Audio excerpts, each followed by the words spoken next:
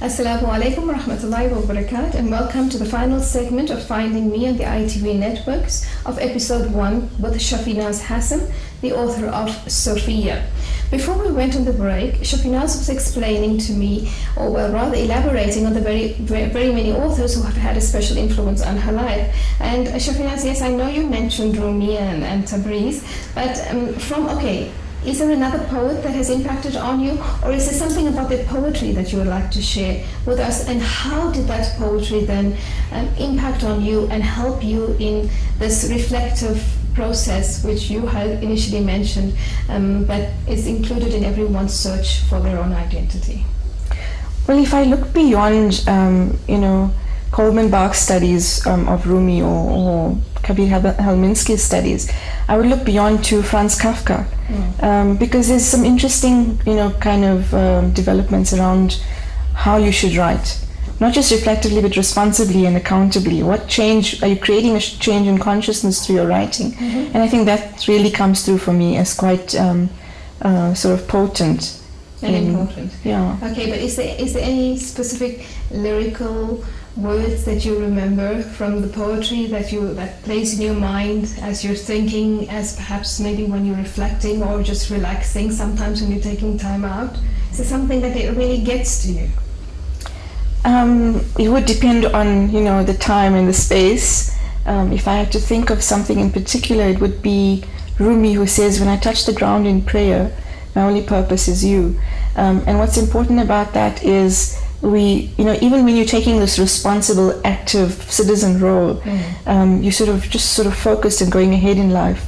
But there's a moment when you're meant to just sit still with the little green mat in front of you, and everything else comes to a standstill. Most certainly. So, I want to ask you, seeing that the focus so much today is on literary content and what one reads or reflects on, but these are all words.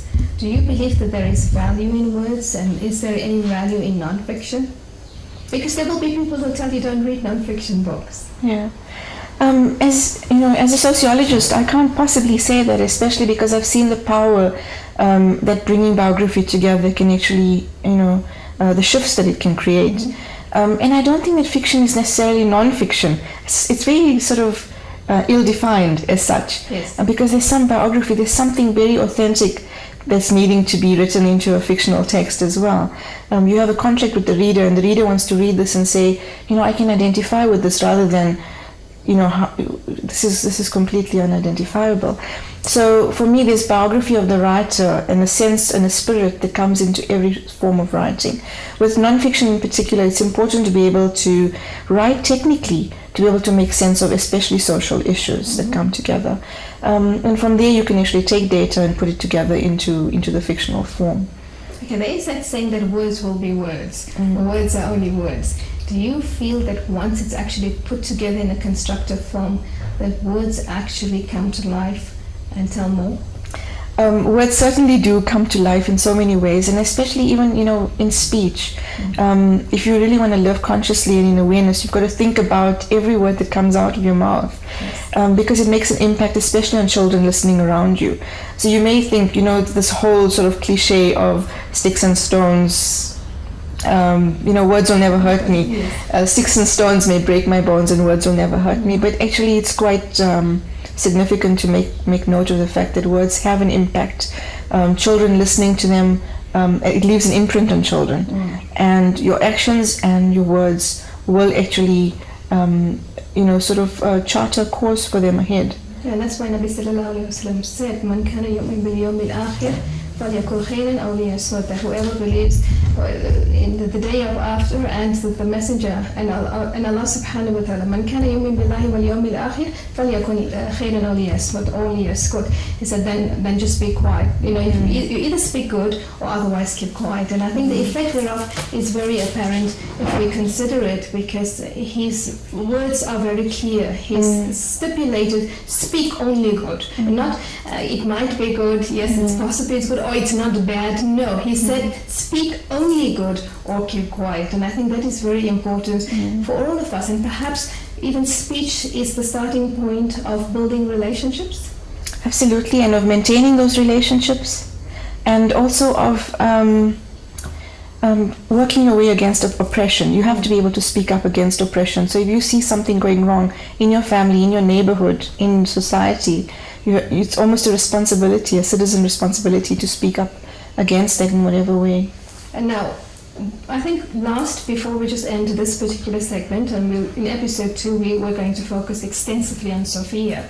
If you can just tell us perhaps here a little bit about Belly of Fire, an anthology, and The Silence of 100 Tongues. Okay, that was initially Sophia, isn't it?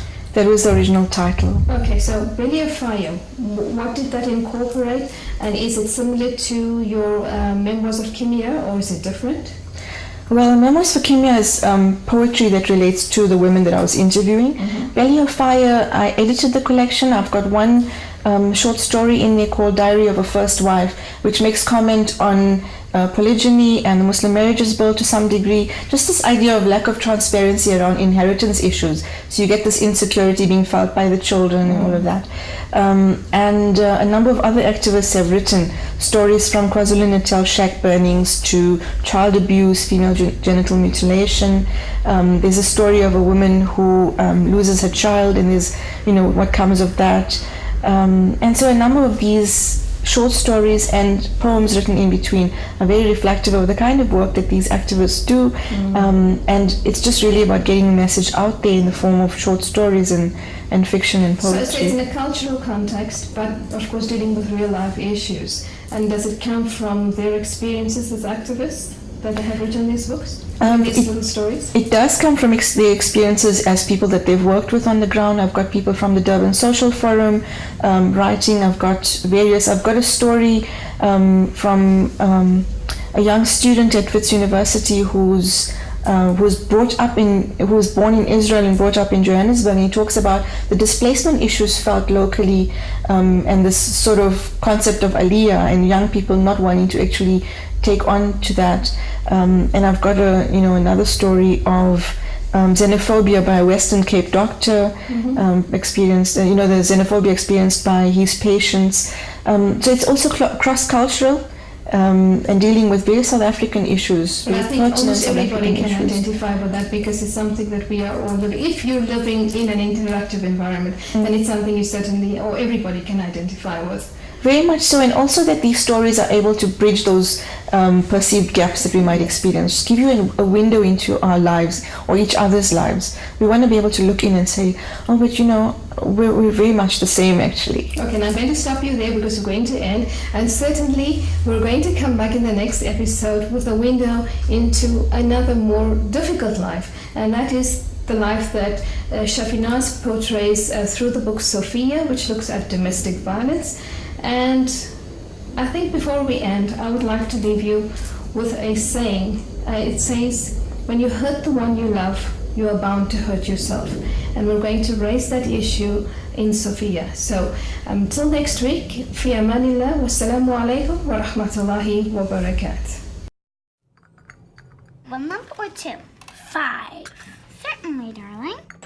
Look what you did. What? You spilled. I'm sorry. It's just a little bit. Here you go again. Sorry.